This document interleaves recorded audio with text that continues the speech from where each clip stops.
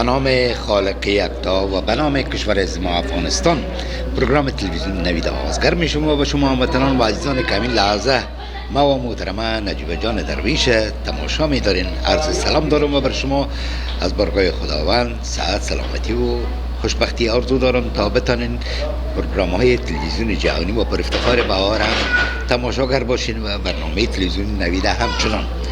امروز هم مطالب ارزشمندی داریم که برای شما آماده کردیم. ما و نجیب جان امیدوار هستم که این برنامه هم مورد دلچسپی و علاقه شما قرار بگیره با گزارشات و همچنان مصاحبه ها و آهنگا. دیگه ببینیم که شما چه گفتنی دارین. عرض درود خدمت بینندگان عزیز برنامه نوید شو از ورای تلویزیون جهانی بهار. امیدوارم خوب و صحتمند باشین و در هر نقطه از جغرافیای دنیا که قرار دارین آرامش و سعادت نصیبتان باشه. خوشحال هستیم که بازم با برنامه دیگری از نوید شو خدمت شما بینندگان عزیز هستیم و مهمان برنامه تان. اما قسم که همکار نازنینم گفتن که ما امروز برنامه متنوع و یک برنامه ویژه داریم که مصاحبه ها و گزارشات در قسمت از هموطنان عزیز ما در عرصه کاریشان و کارکردهایشان در جامعه تورنتو ما خواستیم که اونا را به تصویر بکشیم و شما بینندگان عزیز ببینین که جوانای ما وقتی که در دنیای غربت میآیند اونا استفاده از وقت و تایم خود میکنن و خود به قله‌های موفقیت و کامیابی میرسانن. چی اگر مرد هستن یا زن هستن یا دختر خانمی هستن یا آقای هستن، هر کدامشان از وقت خود از زمان خود استفاده شایانه کردن و نام و نشان و زادگاه خود در اینجا به یک هویت خوب به جامعه تورنتو تقدیم کردن که امیدوار هستم برنامه امروز ما اما قسم که همکار عزیزم گفت با آهنگای خوب و گزارشات خوب مورد پسندتان قرار بگیرید. تشکر نجیب جان. باید تذکر بتون که در این برنامه محفل با شکوهی که محترمه خانم مسکاترین، خانمی که واقعا بسیار پرتلاش است، مهربان است و راستی که یعنی تلاش که میگم کوشش عظیمی داره با این که کارم میکنه یعنی به حساب امرار معاش، ولی در تلاش از این است که به حساب بخش خانم ها هم فعالیت های داشته باشه، چنانچه که ما شما در یکی دو سه سال میبینیم که واقعا زیاد کار کردن. واقعا. اما تو که خودت نجیب جان قدرت زن در اینجا به وجود آوردی که انشالله یک چند روز بعد محفل باشکوهی داریم که ما دیره بر شما تعهد کردم که چنین برنامه را شما همیشه همون چیزی که میگین انجام میدین. سلامت باشین و شما انشالله که او برنامه را برگزار میکنین و ما هستم در خدمت شما و هموطنان ما هم حضور به هم میرسانن تا برنامه قدرت زنه که شما رئیسیش هستین او را هم استقبال بکنن و به شما تبریکی بگوین و پشتیبان شما باشد. تشکر یک دنیا. دیگه همینطور خانم مسکا هم بسیار زیاد پرتلاش است که برش موفقیت از بارگاه خداوند آرزو میکنم. خیلی بیاین که در این قسمت با آواز قشنگ استاد معوش که از دورهای دور برشان سلام تقدیم میکنم، آهنگ بسیار قشنگ برشان نشر میکنیم که اگر زن نمی بود عالم نمی بود. واقعا انتخاب بسیار عالی. با هم میبینیم، بعد از او باز همون گزارشات که شما دارین امور به بیننده پخش میکنیم. حتما. تشکر.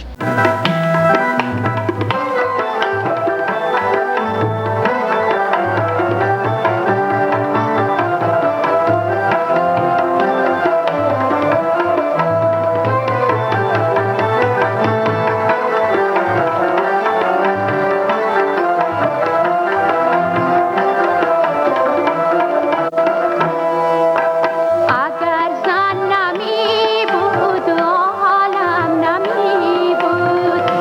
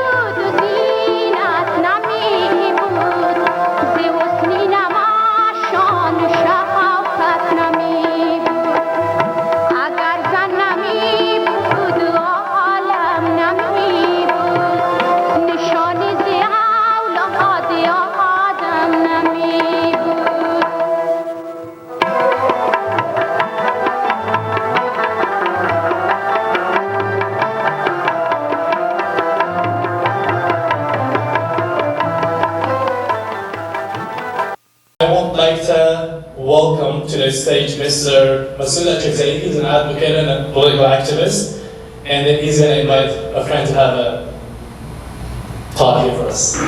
Please welcome him with a round of applause.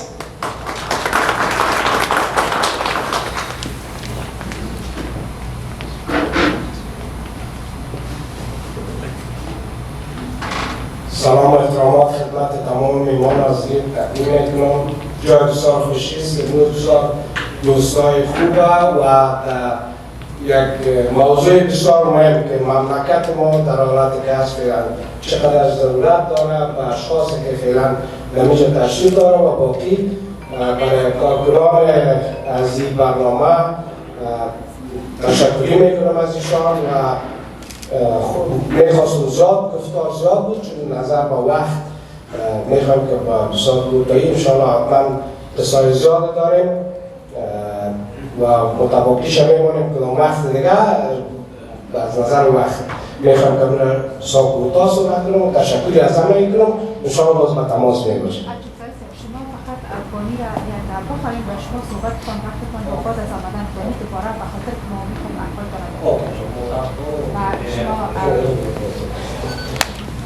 They're asking me to introduce Bonnie. Bonnie, I would like to come to the stage, please.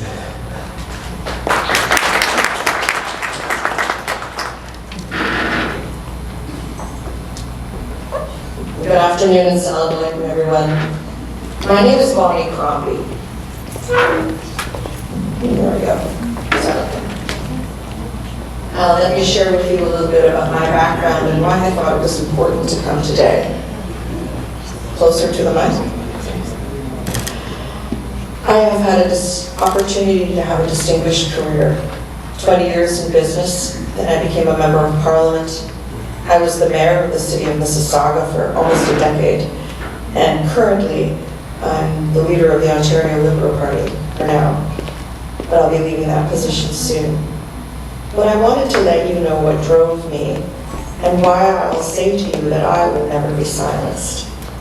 It's having a very supportive, loving family, immigrant family like yourselves, came from a different part of the world, we're from Poland, and they believed in hard work to get ahead, but also education to become successful. And that's why I thought it was so important to come today to talk to you about that. I have the opportunity to serve my government federally, where we know we have also in Afghanistan in previous times a high percentage of female representation. But things are a little bit different today, and it has declined, and women have less influence. I will say in Canada, the number of representation from women have increased from about 25% today to 30%, with almost parity in cabinet. And your ambassador and I were discussing those roles that the female cabinet ministers do hold. And many of them are very significant, including trade and foreign affairs, finance yet. I hope that we get there. I think we all believe that education is the greatest tool possible. And what we've seen today in Afghanistan is that younger women being banned from opportunities of higher education. That only 7% of Afghan women work outside the household. And many face intimidation and violence, and also have limited access to health care because they don't go see a male doctor. And those are just some of the factors that we're aware of, including the treatment, but being excluded from daily and public life as well. So today we're here to advocate for education, but a call to action. We need urgent action to protect women's rights right across the world, but especially in Afghanistan, to support the UN, women's rights groups, and UNESCO. We need to raise awareness through social media, donate to Afghan-led women's organizations, UNHCR, as well as Afghan women's funds, and support Afghan women's skills centers. We need to continue to advocate for change, because empowering women involves education. So organizations like this one, and the others that I researched, BAHAR and the Alliance for the Education of Women, provide quality opportunities for women and for girls. We know that nearly 30% of Afghan girls have not entered primary school, but yet underground networks are strong and women are getting education, whether through online platforms, community-based education in remote areas, and we need to continue to support these groups who will support the education of our girls. Thank you everyone for allowing me to be with you here today and sharing my experience. Like all of you, I will not be silenced.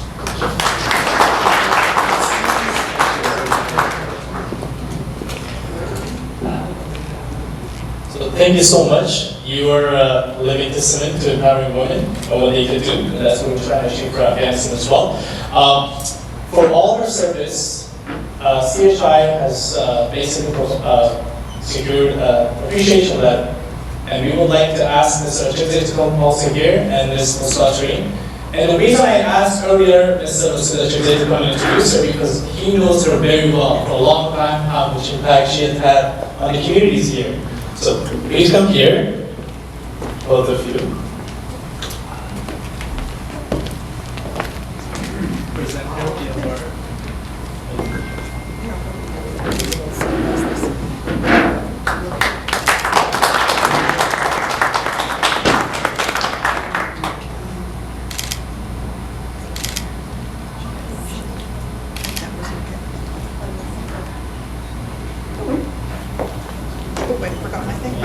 بازم بار دوباره تشکر میکنم از تمام مهمان عزیز.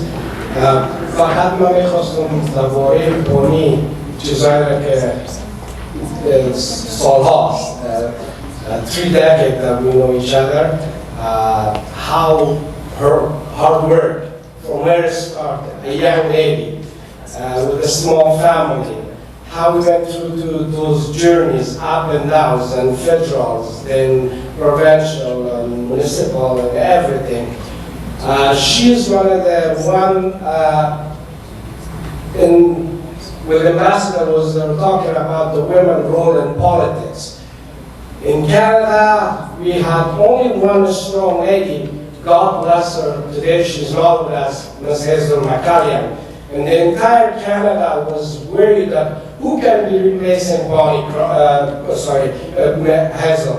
And Bonnie Crombie is the one right now that her name is always an icon lady. So we're Mississauga, Ontario, to all around Canada. We're very lucky to have you as our leader. As always, we stand anyone who wants to know how much Bonnie did work for the food bank, her time and efforts to make sure no one's be left angry. If I say millions of dollars and so many foods and cash and everything, you help to the food bank. Those people are always with you and always praying for you. The city Mississauga that you invest in, city Mississauga, especially in the unity, they're always there. People judge you by your background and the help that you did for the city Mississauga today. How we are strong, one of the 6th largest city in Canada, Mississauga, is proud of your work that you did. And let me tell you, the community, the Afghan that we used to run on that politics, now it's not that community. It's way larger, way stronger, beautiful generation, new generation with lots of talent. So thank you very much, buddy, for coming.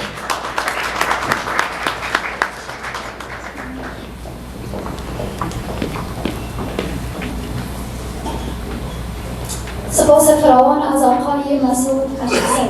حالا از جناب حسن سرور سفیر کبیر افغانستان در کانادا خواهش میکنیم به استیج بریم و با سخنانشان برنامه ما را با ارزش بسازند. بسیار تشکر. به نام خدا هموطنان نهایت گرامی و در من و شما افغانستان. Good afternoon to all of you. از شما بخیر. دیر خوشحالم که برنامه که در افغان شجاع خز و نجون سکه به ملاتر به هدف فرانستر شوید در نمجان.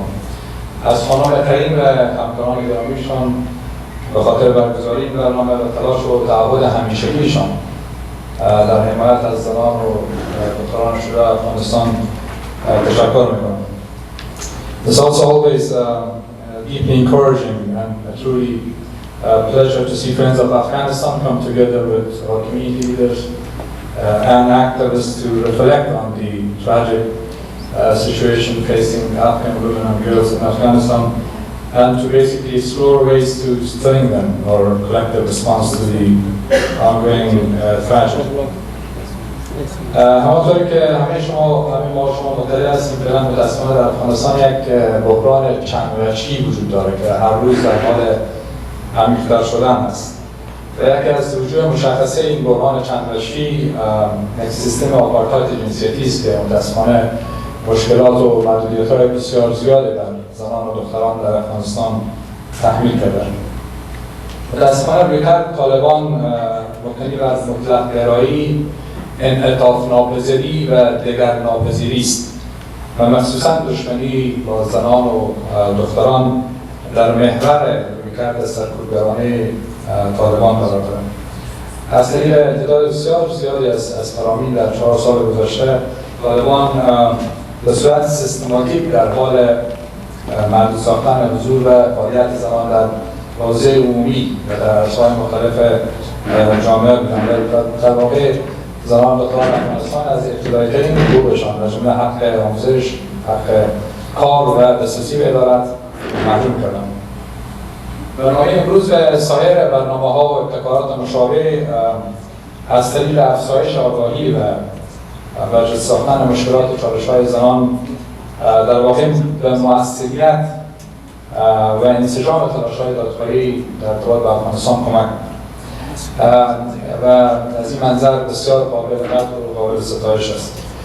همچنین طی 4 سال گذشته خوشبختانه ما شاهد انجام کارهای تحقیقاتی بسیار خوب بودیم که تقریباً 2 سال قبل یکی از کارهای تحقیقاتی بسیار خوب در پارلمان کارگاه ارائه شد و من معتقد هستم که کارهای تحقیقاتی و مطالعاتی همچنین برنامه‌های آگاهی‌رسانی مثل برنامه امروز میتونن یک تصویر دقیق و روشنی از آپارتاید جنسیتی و عرصه‌های مختلف آپارتاید جنسیتی در افغانستان و تصویر بکشن به تاثیرات مخرب این سیستم نه تنها بر وضعیت زنان و دختران در افغانستان بلکه در خود بر آینده افغانستان برسه بسازند و در واقع به پالیسی سازی در کشورهای میزبان و همچنین تقویت تلاش‌های بین‌المللی در رابطه با افغانستان کمک کنند. بسیار خلاصه میخوام خدمتتان چند خواسته اصلی که در چارچوب تلاش‌های دادخواهی در 4 سال گذشته در رابطه با زنان و دختران مطرح شده به شکل بسیار مختصر خدمتتان عرض بکنم. یک از خواست‌های اساسی که همیشه در 4 سال گذشته در چارچوب تلاش‌های دادخواهی مطرح شده است که حقوق زنان باید به عنوان یک اصل اساسی و مذاکره و غیر قابل مذاکره حفظ بشه و اینکه زنان باید به شکل مؤثر و معنیدار در تمام نشست‌ها و پروسه‌های مرتبط با افغانستان اشتراک و حضور فعال داشته باشند.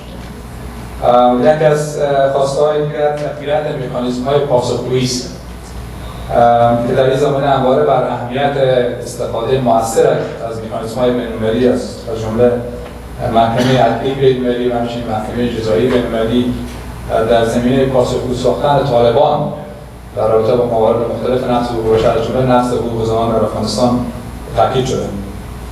ایجاد مکانیزم مستقل نظارت در ارتباط با افغانستان که اخیراً در چارچوب شورای حقوق بشر سازمان ملل تصویب شد باعث ایجاد امید در طیف وسیع فعالین حقوق بشر و فعالین حقوق زنان شده. من امیدوار هستم که با استفاده از این مکانیزم بتونیم به مشاهده مستندسازی عرصه‌های مختلف آپارتاید جنسیتی در افغانستان بشه.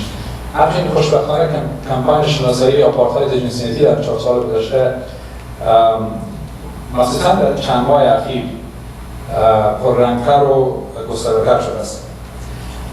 یکی از خواست‌های دیگر که من فکر می‌کنم به شکل بسیار واضح در چارچوب فعالیت‌های دادخواهی همیشه مطرح شده و ما هم از جانب خود همیشه تاکید داشتیم ضرورت حمایت از ابتکارات تحت رهبری زنان و فعالین حقوق زنان است که در واقع رهبری جنبش جامعه مدنی افغانستان در 4 سال گذشته بر ضد طالبان برآورده باشند.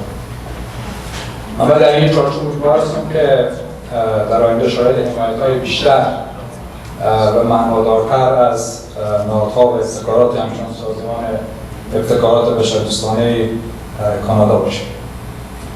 As I conclude, I want to express my deep appreciation for Canada's principled and rights-based approach to Afghanistan.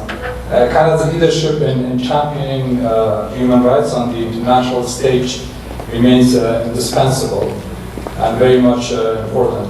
The joint initiative by Canada, Australia, Germany and Netherlands to bring the Taliban before ICJ is a very significant example in this regard that deserves continued support. I would further like to express my heartfelt gratitude to all friends of Afghanistan, including our friends in Parliament, including the provincial Parliament, whose unwavering commitment and advocacy continue to strengthen the cause of Afghan women and girls. Thank you for consistently championing the urgent priorities facing Afghan women and girls, especially the accountability measures, as well as the growing global effort to formally recognize and codify gender apartheid in the case of Afghanistan. And also thank you for supporting women-led initiatives such as CHI with respect to Afghanistan. And as we have long argued, Afghan women have been leading the civil society movement against the Taliban and they deserve continued support. بیشتر از این وقت نمیگیرم پاپایی که بیا هم به تاسه طولو همیشگی و تعهد او کوششون سخه درمانه نکوم او تاسه طولو تده خوشحالی سلامتی او داریابی توپی نکوم بسیار شد.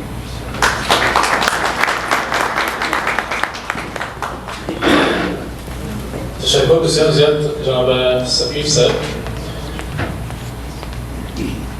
It's definitely due to leadership like yours that changes can happen. There's a beautiful quote I just want to basically say that. It says, true leadership measured by how it uplifts the most vulnerable. And our country is right now in the most vulnerable position it's ever been in the history. And it's everybody's responsibility, everyone, to do our part, whatever we can.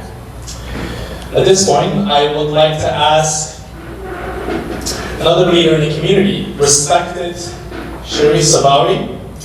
He's an MPP, he's a member of provincial parliament, and also the parliamentary assistant to the Minister of Labor, Immigration, Training, and Skills Development. Please give a round of applause for Mr.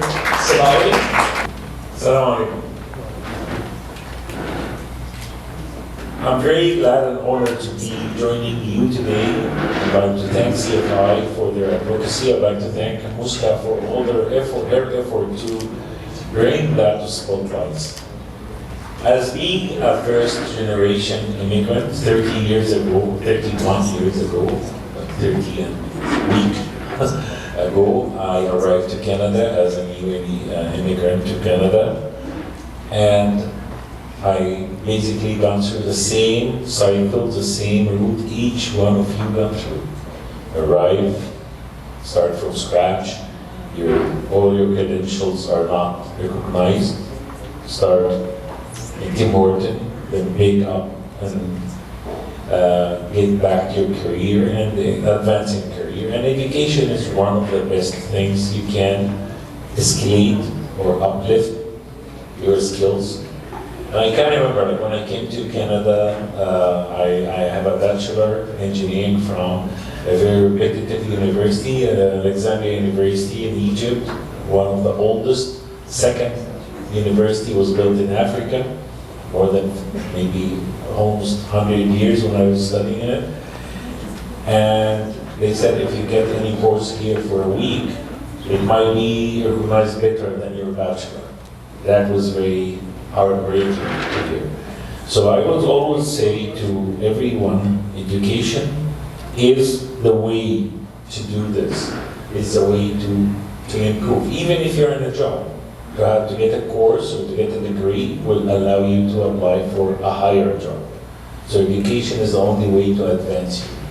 As with 39, this year I'll be 40 years in IT, including being here, arrived to be an IT professor in George Brown Centennial, educating or teaching a lot of newly immigrant or international students.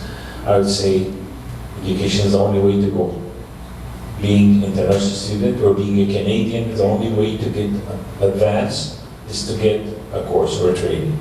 So with that said, I would say, yes, we are here advocating for the education of women, and we are very heartbreaking to see women losing the opportunity to get educated. I would look into it differently. It's a lost opportunity for their government to lose their skills, their talent, their input, their contribution to the economy, to the culture, to the life of their countries. And that's something we need all to advocate to change. And for CFI, my advice, as being here 30 years plus, and started as a human rights activist, as an Egyptian at some point of time, then an activist politically, then ended up as the first elected parliamentarian in the Canadian history from Egyptian origin. I would say one advice. Number one, don't give up. Even if you don't feel that there is any change, continue your advocacy. It will bring some change at some point. We don't know when, but I can assure you it will. We don't know how long it will take, but at the end of the day, it will happen. It's like even the water drop will break a stone. So this is one advice. Second advice, keep it in the spotlights. Keep talking about it. Keep putting it into the media, put in social media, expose any issue. And as I was speaking to His Excellency, the Ambassador, earlier, I say the biggest asset to any government is their diaspora. The diaspora are their strongest and biggest asset to any country. Make use of it. Speak to them, listen to them, have some transparency. And this is not for any specific, for I'm talking to everybody, and especially in Canada here, we have a multi-diverse community. We have people from everywhere in the world. There's no country in the world I didn't meet people who belong to this country here in Canada. So, generally, make use of that. Deal with the transparency, explain to them, even if sometimes it's a hard thing. It's like sometimes it's a bad taste medicine. But explain it. Keep in touch with them, keep the pulse. This is important for the people here because they live here, but their heart is connected to their root country. Every community, not only you, everybody. You talk to Portuguese who left the country 40, 50 years ago, they're still connected to Portugal. Egyptians, Afghani, Pakistani, everybody's connected to their original roots, and they follow their news and they feel the pressure and they react to that. So again, thank you very much for CFI for inviting me on my behalf, and of course as behalf of the Premier, Bedford, and behalf of the Government of Ontario. I have a token of appreciation for the organization. I wish all the best, and we are here to help anytime. Thank you.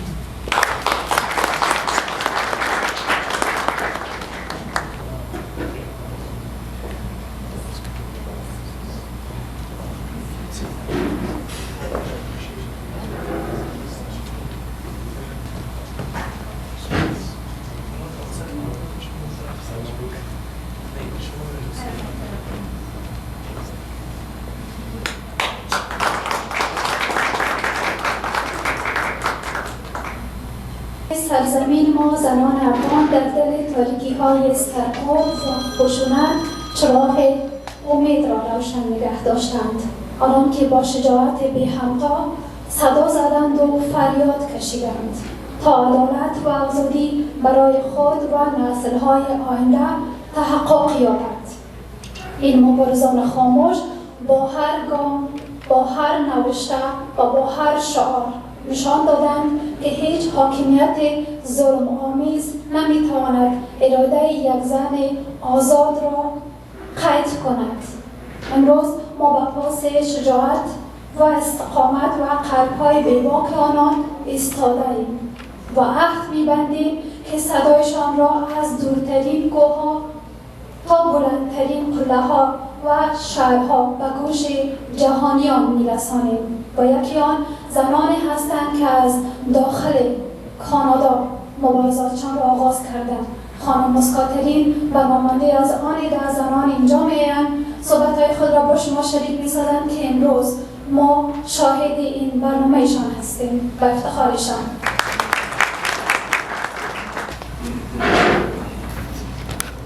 به نام خداوند دلهای پاک که نامش بود در دل تابناک.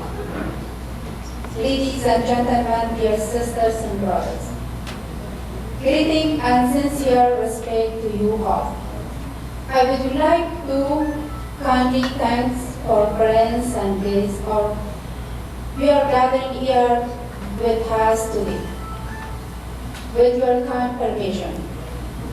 We are gathered here today because Canada has stood beside the people of Afghanistan. We are here because Canada has supported Afghans, especially Afghan women, and continue to do so. Over the past 4 years, thousands of Afghans migrants arrived in Canada. Among them were many women who arrived years of restrictions and fear, were able to rebuild their lives, engage in meaningful work, and create a better future for themselves and their families. Today, we would like to sincerely express gratitude to the Government of Canada and the people of this country for their support for migrants and the opportunity they have to provide the women to stand on their own feet once again with the dignity and hope. However, our responsibility not ends here today. We call the Government of Canada to ensure that support continues and connection and care, so we can assist more families in Afghanistan and more women are still living in under restrictions and deprivations. Today, I stand here to speak about women whose voices are being silent, whose pain or suffering are still alive. A woman of Afghanistan. Today in Afghanistan, again a woman has become handled unsportrayed. Girls have been denied the right to education. Women have been prevented from working, and presence of women in the society has been gradually harassed. What is happening in Afghanistan is today not morally and dissemination. It's a general apartheid. A system that confirms women cannot work of their homes. And it takes away their rights, education, work, movement, decision making. Afghan women have not only been removed from society, but they have to also be the provider of their future. Forcing women to stay at home is not just about staying indoors. It means increased poverty, depending, depression, and stealing of talents. and the breaking of a spell of entire generation. Yet, despite on all darkness, they rest. Women have gone or stayed standing. They scream through their silence, and they through their hope, and they keep their future alive. The rights of Afghan women are not any international issue. It's human and global issue. As long as a girl are unable to attend the school, as long as a woman are attending to the work, as long as a woman has graduated from society, Afghanistan will never see the peace or progress that has been the voice of Afghan women, not out of the family, but out of the justice, responsibility and humanity. تشکر دوستان عزیز، بازم از حضور همگی شما واقعا قدردانی میکنم. شما بیشتر همگیتون میفهمید که امروز افغانستان بیش از همه وقت برای اتحاد همبستگی ما نیاز دارد.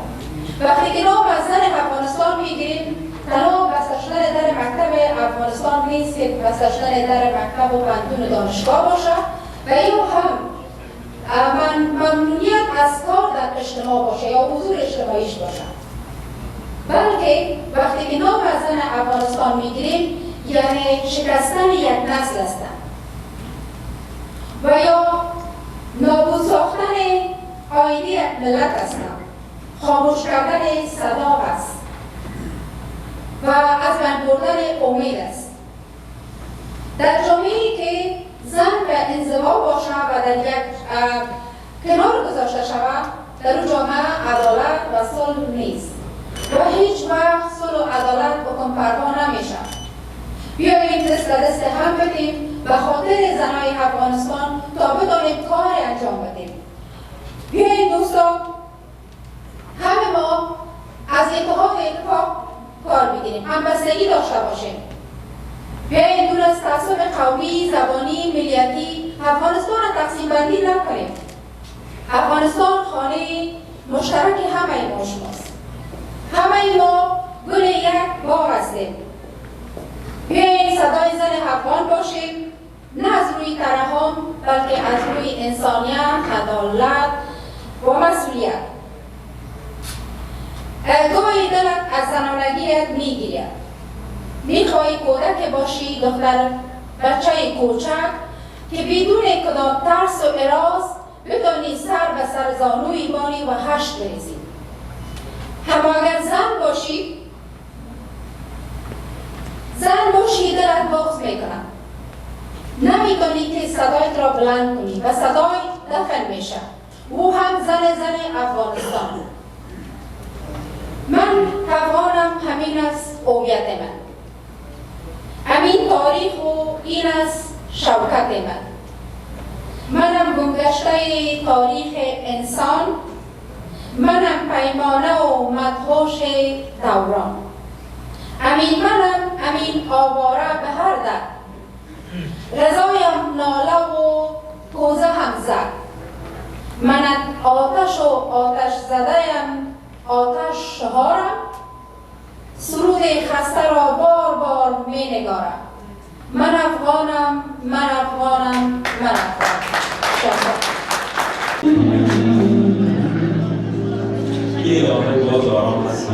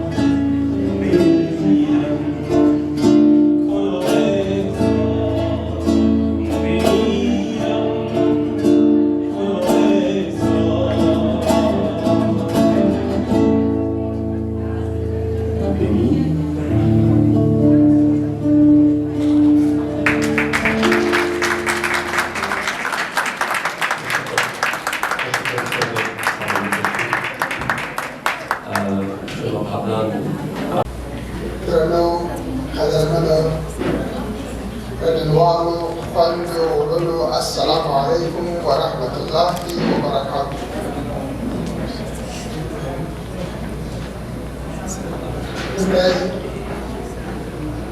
Desse chai você, desse chai da você da hoje, a doutora Oro Sahamina Kaum, que dá se contamina ou work em outra coisa.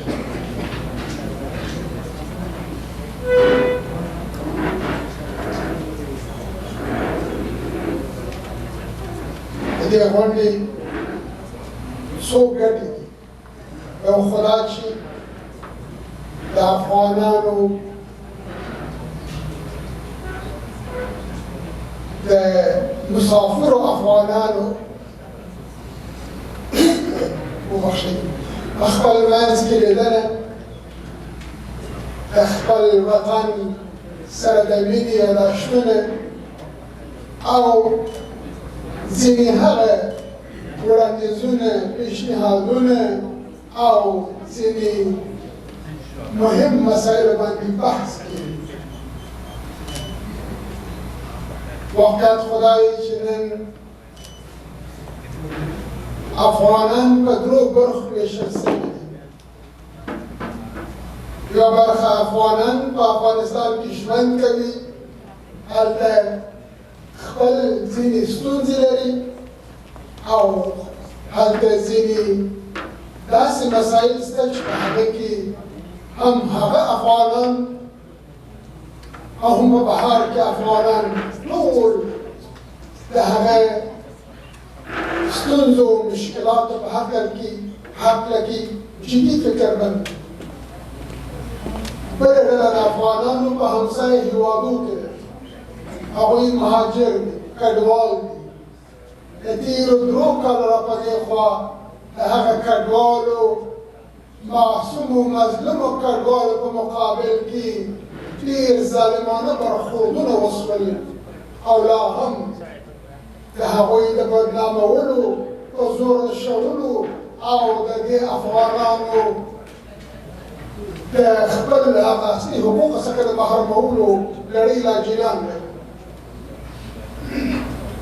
درېیمه ډله د افغانان په غربي هېوادو کې ژوند کوي، کاناډا، امریکا، برطانیا.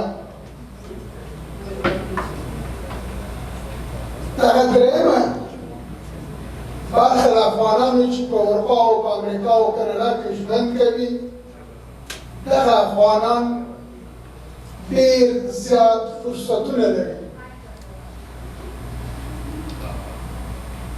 دوی کېدای شي چې خپل اولادونو خپل د کورنۍ د غړو مسلکي زده کړې، مسلکي کارونه په مسلکي هغه ژوند کې تلاش وکوي او په دې برخه کې هم خپل ځان جوړ کړي، خپل کور جوړ کړي، خپل ژوند جوړ کړي.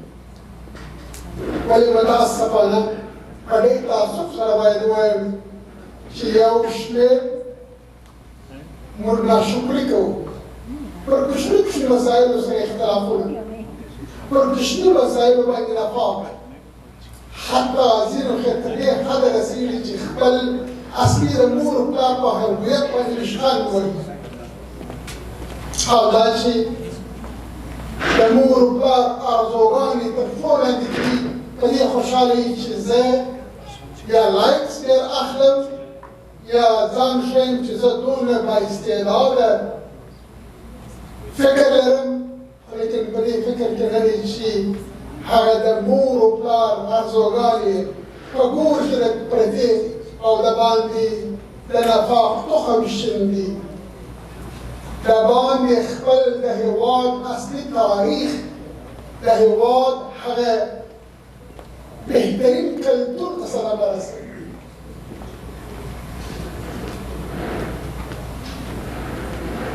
نن که موږ اجتماعي رسنۍ وګورو، زیات افغانان چې په بهار کې ژوند کوي هغوی خپل وطن سره مینه لري، خپل د وطن د تاریخ سره مینه لري، خپل د ولس د استعدادونو قهرمانانو سره مینه لري، خپل د مظلوم ولس د هر اواز او د هر هغه بدبختۍ سره ژړاوې کوي.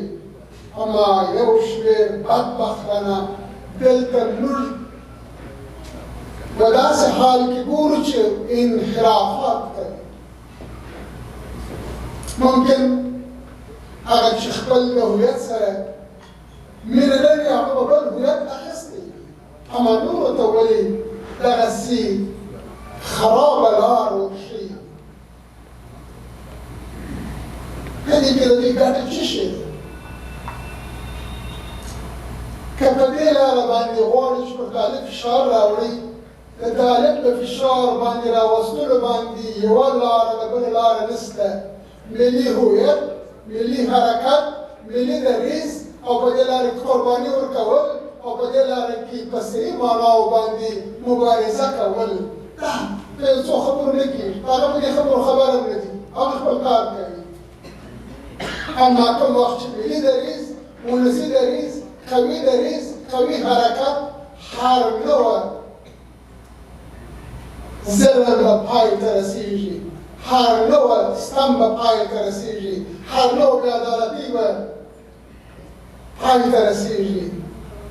او که ټیټ پاشان نفاق حالت او پراګنده خبرې دا به کلونه ونیسي، په داخل کې هیڅ نوع تغییر نشي راتلی.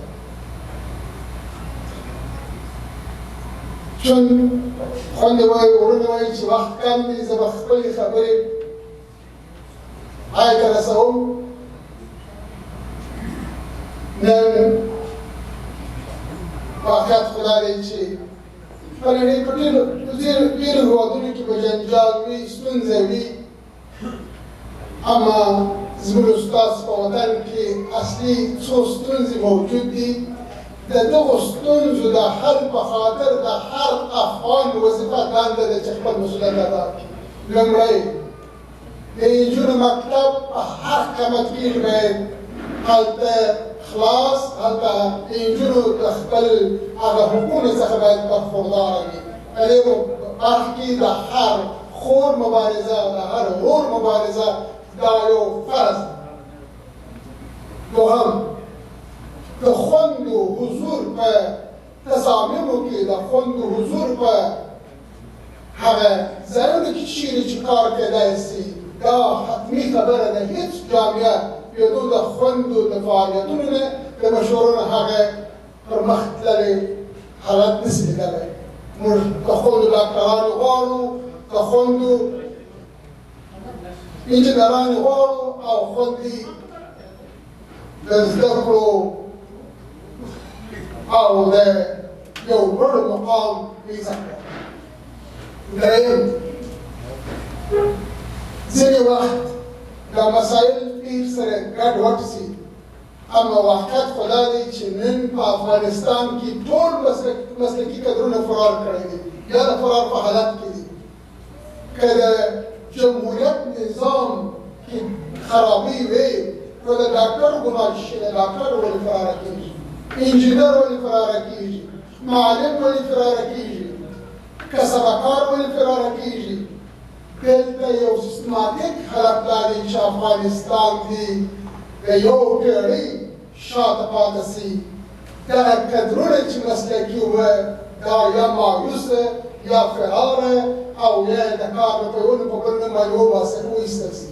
زموږ توقع دا دی چې مبارزه د افغانستان د هغه څه لپاره وکړو چې ټولو د افغانانو پکې عزت وي، د ټولو افغانانو پکې د پرمختګ تضمین وي او د ټولو د افغانانو سرلوړۍ پکې موجود وي.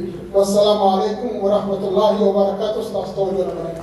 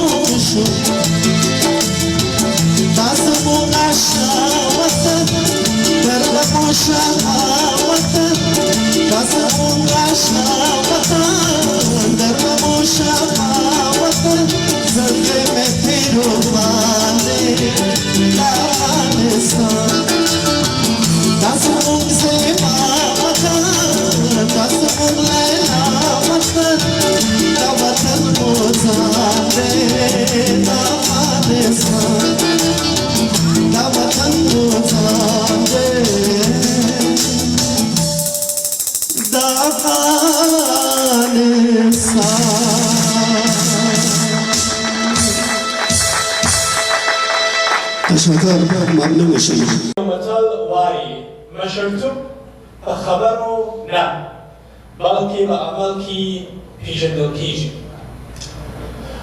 اوس د محترم نظیر احمد احمدزی صاحب غواړم چې خپل ارزښتمن نظرونه او خبرې له موږ سره شریک کړي. بسم الله الرحمن الرحیم.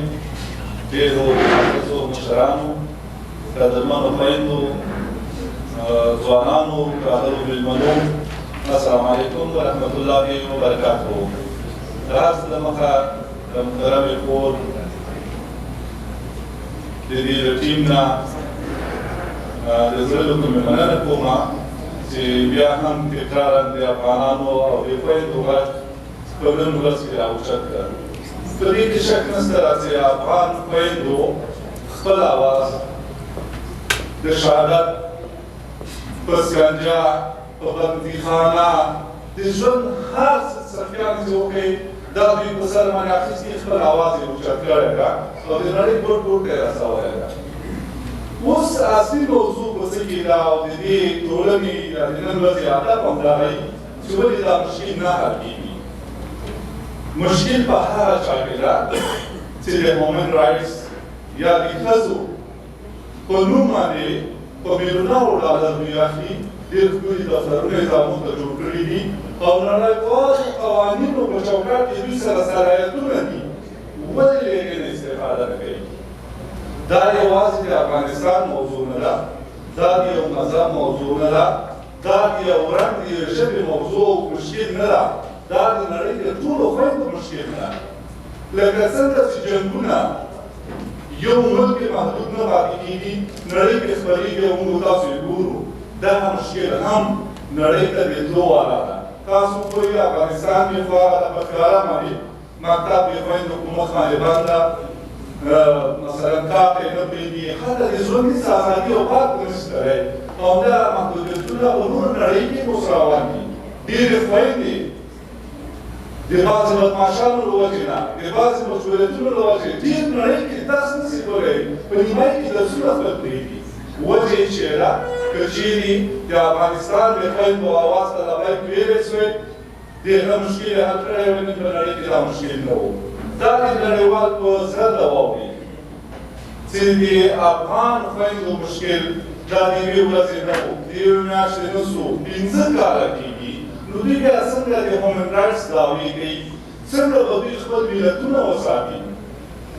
د دې مشکل د حل لپاره که جدي اقدام ونسه بیا هم تکرار سره زه وایم دغه مشکل به ټولو ملکونو ته ورسېږي بیا به ډېره ناممکنه وي بیا هېڅ ورځ به د دې مخنیوی نه کېږي داسې په افغانستان کې لکه څنګه والي صاحب اشاره وکړله خویندو اشاره وکړله په افغانستان کې مشکل یوازې خویندو سره نه ده په افغانستان کې مشکل یو نظام سره یو ملت سره و ځکه جمهوریت یوازې څو افراد نه و جمهوریت د افغانستان اکثریت نفوس و اوس یا اولاد یا 50 زره نفر د چا په فرمایش راوستل سو تر شا یې څوک و هغه اوس ټول ملت ګیر عمل کړی ده نه چاته په دفتر کې اجازه شته چې کار وکړي نه چاته د ژوند کولو اجازه شته هغه دوستان چې زموږ پاتې دي په افغانستان کې سیاسون تاسو ټول ته خبرې چې هغه خوله بنده سترګې پټې او غوږونه بند که یوه خبرې د ازادۍ وکړله هغه بیا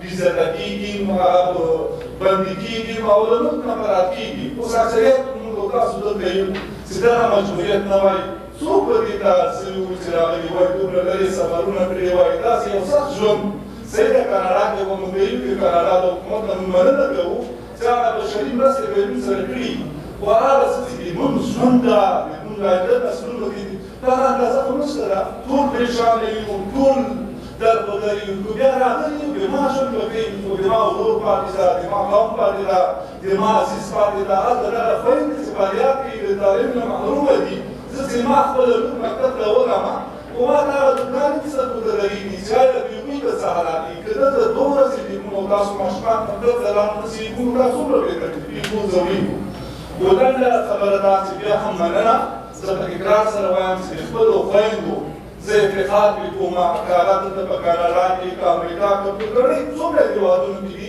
دوی خپل اواز یې زدلی ده اوس هغه څوک چې غوږونه یې کاڼه دي هغه باید دا واوري او دې مشکل د حل لپاره یوه لار وګوري دا د ټول په نړۍ کې د خویندو مشکل دی یوازې یو منطقه یو مملکت پورې باید محدود نه شي بیا هم د تاسو د دې برنامې نه د زړه د کومې مننه کوم له مېلمنو نه محترم سفیر صاحب تاسو نه مننه چې تشریف مو راوړی تاسو ته به دې ووایم چې ستاسو د جمهوریت نمایندګي کوئ او د زړه د کومې مننه ستاسو هر داسې ملي برنامه کې اشتراک کړی کور مو آباد السلام علیکم ورحمة الله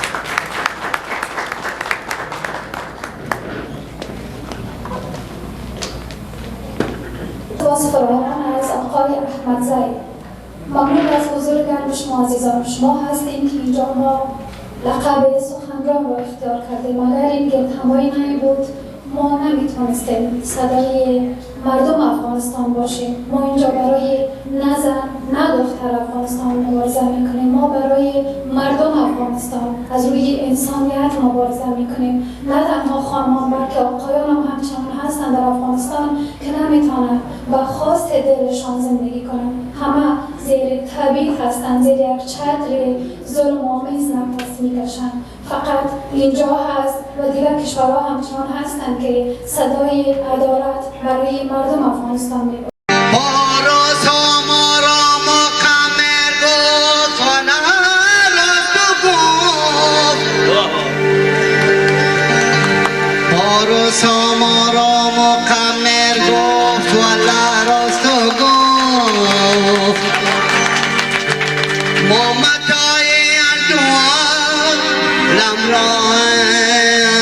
با یک دو با خود